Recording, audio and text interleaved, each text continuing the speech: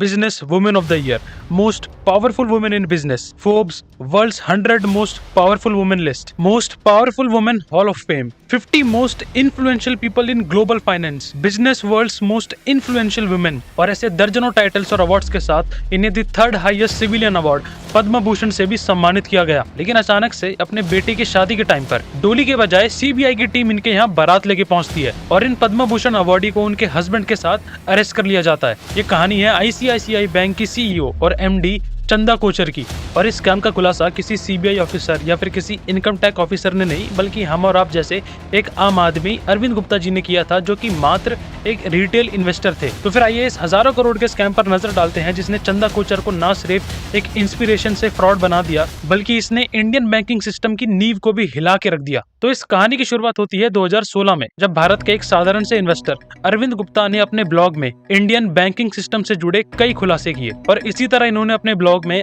ICICI bank और Videocon group के बीच में हुए एग्रीमेंट को इल्लीगल बताया। अरविंद गुप्ता जी का कहना था कि बैंक की एमडी चंदा कोचर और उनके हस्बैंड दीपक कोचर इन दोनों ने साथ में मिलकर वीडियोकॉन ग्रुप के अध्यक्ष वेणुगोपाल धूत के साथ चोरी छिपे स्कैम को अंजाम दिया, जिससे भारतीय सरकार और आरबीआई दोनों ही अवेयर नहीं थे। अपने ब्लॉग में ठोस सबूतों के साथ उन्होंने बताया कि बैंक की एमडी चंदा कोचर और उनके हस्बैंड दीपक कोचर, उन दोनों का वेणुगोपाल धूत के साथ बहुत समय से बहुत अच्छा रिलेशन रहा है, जिसकी वजह से मॉनेटरी और नॉन मॉनेटरी बेनिफिट्स के लालच में आकर चंदा कोचर ने अपनी पावर्स और अपने पद का गलत यूज करते हुए बिना किसी क्रेडिट फॉर्मेलिटी के उनका 3250 करोड़ का लोन अप्रूव कर दिया, जबकि वो खुद इस बात से बहुत ही अच्छे तरीके से वाकिफ थी कि वीडियोकॉन ग्रुप इस लोन को वापस नहीं चुका पाएगा। लेकिन अरविंद गुप्ता की इस कंप्लेन और खुलासे पर ना तो इंडियन गवर्नमेंट ने, ना तो आरबीआई ने और ना ही बाकी स्टेक होल्डर्स ने कुछ ज्यादा खास ध्यान दिया। इसके बाद उन्होंने देश के prime minister Shri Narendra Modi, RBI governor, ministry of corporate affairs, इन सभी को इस स्कैम के चलते लेटर्स लिखना शुरू कर दिया। लेकिन अफसोस की बात यह है कि इसके बाद भी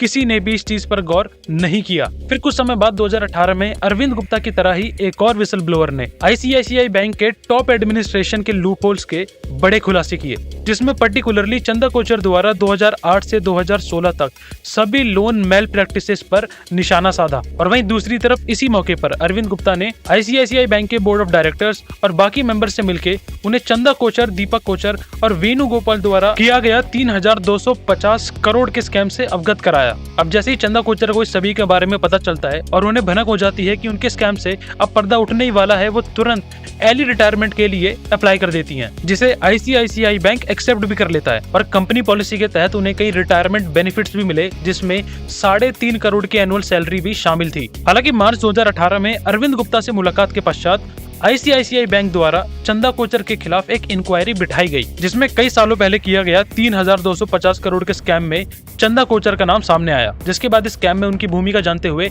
आरबीआई रूल्स एंड रेगुलेशंस के अकॉर्डिंग आईसीआईसीआई बैंक ने उनके रिटायरमेंट को कैंसिल करके उन्हें टर्मिनेट कर दिया और उनके सारे के सारे रिटायरमेंट बेनिफिट्स भी उनसे छीन लिए गए। इस डिसीजन को चंदा कोचर ने बॉम्बे हाई कोर्ट में चैलेंज भी किया, लेकिन उसमें भी उन्हें कोई सफलता नहीं मिली। अब जब ये सारे के सारे एलिगेशन चंदा कोचर पर लगते हैं तो पूरा का पूरा भारत बहुत ही भौचक्का रह जाता है, क्योंकि उस समय पर चंदा कोचर एक जाना माना नाम था और कई लोगों के लिए तो वो इंस्पिरेशन था और जो मुकाम चंदा कोचर ने हासिल किया था वो शायद ही कोई कर पाता। हालांकि इस पूरी की पूरी कहानी में अभी भी इन्वेस्टिगेशन बहुत ही धीरे रूप से चल रही थी, लेकिन इस इन्वेस्टिगेशन को रफ्तार तब मिलती है जब इंडियन गवर्नमेंट ने ईडी और सीबीआई को इसकी जांच करने की अनुमति दे दी। जिसके बाद सीबीआई ने चंदा कोचर, उनके हस्बैंड दीपक कोचर और वेणुगोपाल धूत के साथ new power renewables, supreme energy और वीडियोकॉन इंडस्ट्रीज लिमिटेड नामक कंपनी पर आईपीसी के क्रिमिनल कॉन्स्पिरेसी और प्रोविजन ऑफ करप्शन एक्ट के तहत एफआईआर दर्ज की। और अपनी जांच के दौरान सीबीआई ने ये पाया कि 7 सितंबर 2019 को वीडियोकॉन को आईसीआईसीआई बैंक द्वारा 300 करोड़ रुपए का लोन दिया गया और ये लोन वीडियोकॉन ग्रुप के खराब फाइनेंशियल कंडीशन होने के बाद भी उन्हें दिया गया और इस लोन का अप्रूवल सैंक्शन कमेटी ने अपनी हेड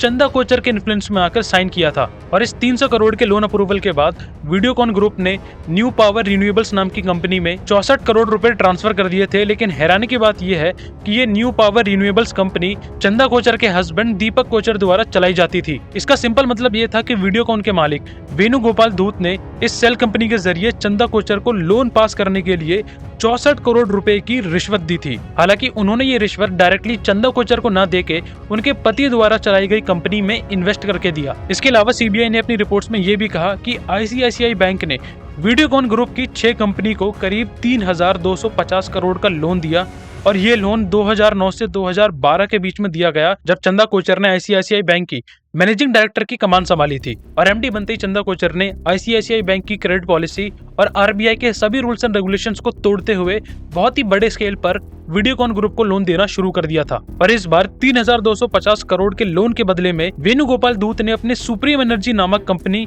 और 5 करोड़ का बेशकीमती फ्लैट रिश्वत के रूप में चंदा कोचर और उनके हस्बैंड दीपक कोचर को एक बहुत ही कॉम्प्लिकेटेड चेन को फॉलो करते हुए ट्रांसफर कर दिया। अब ये पूरी की पूरी चेन कुछ ऐसी है, थोड़ी सी कॉम्प्लिकेटेड जरूर है, लेकिन इसे समझने की कोशिश करते हैं। तो सबसे पहले 2008 में दीपक कोचर और वेणुगोपाल ने साथ मिलकर 50-50 स्टेक होल्डिंग के साथ एक कंपनी शुरू की, जिसका नाम था न्यू पावर रिन्यूएबल्स। अब इसके जस्ट एक महीने बाद यानी जनवरी 2009 में वेणुगोपाल धूत ने इस कंपनी से रिजाइन कर दिया और अपने सारे के सारे शेयर्स दीपक कोचर को ट्रांसफर कर दिए, वो भी बस और बस 2.5 लाख रुपए में। लेकिन इसके बीच एक अलग से कंपनी आती है जिसका नाम है सुप्रीम एनर्जी, और ये कंपनी न्यू पावर्स में अच्छा खासा इन्वेस्ट करती है और करीबन 94% स्टेक अपने हिस्से में ले लेती है, जिससे न्यू पावर की होल्डिंग अब इस कंपनी के पास आ जाती है। अब गौर करने वाली बात यह है कि ये जो कंपनी सुप्रीम एनर्जी, जो कि आउट ऑफ नोवेयर आ जाती है, इसके मालिक थे वेणुगोपाल धूत जी। अब इसके बाद सुप्रीम एनर्जी ने खुद अपना ये स्टेक महेश चंद्र को ट्रांसफर कर दिया, और महेश चंद्र ने अपना ये स्टेक पिनेकल एनर्जी को ट्रांसफर कर दिया, जिसके ट्रस्टी थे दीपक कोचर। यानी घुमा फिरा के इतने कॉम्प्लिकेटेड तरीके से लोन के बदले चंदा कोचर के हस्बैंड दीपक कोचर को ये पैसा थमा दिया गया। जब चंदा कोचर ने ये लोन ट्रांसफर किया था तो उन्हें भी ये बात बहुत अच्छे से पता थी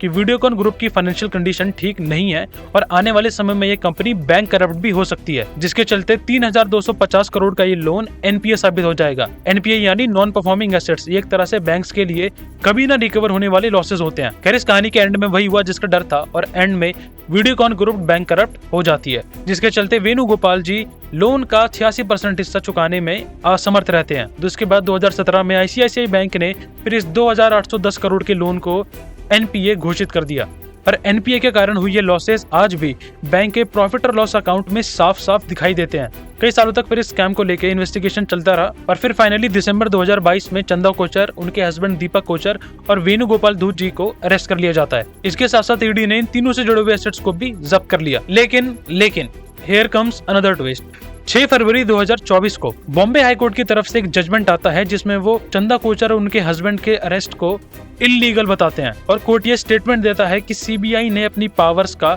गलत यूज किया है। बट इसमें कुछ स्कैम का राज नहीं छुपा है। इसमें बेसिकली कोर्ट का ऐसा कहना था कि अगर कोचर कपल सीबीआई के साथ कोऑपरेट कर रहा है तो उनको अरेस्ट करने की कोई वजह बनती ही नहीं है। जब वो खुद नोटिस सर्व होने पर टाइमली खुद अपीयर भी हो रहे हैं सीबीआई के सामने, तो फिर उन्हें अरेस्ट करने का कोई भी मतलब नहीं बनता है। और ऐसा इसीलिए क्योंकि हमारे सीआरपीसी सेक्शन 41A में ये क्लियरली मेंशन है कि अगर सामने वाला अक्यूज्ड गवर्नमेंट अथॉरिटीज के साथ कोऑपरेट करता है तो उसको अरेस्ट करने की कोई भी जरूरत नहीं है। खैर, ये थी पूरी की पूरी कहानी from icon to fraud Chanda Kochhar की। उम्मीद करता हूँ कि आपको ये वीडियो इंटरेस्टिंग लगी होगी। ऐसी और वीडियो के लिए चैनल को सब्सक्राइब करना बिल्कुल नहीं भूलना। Share this video, like this video and comment करके नीचे जरूर बताना। जय हिंद।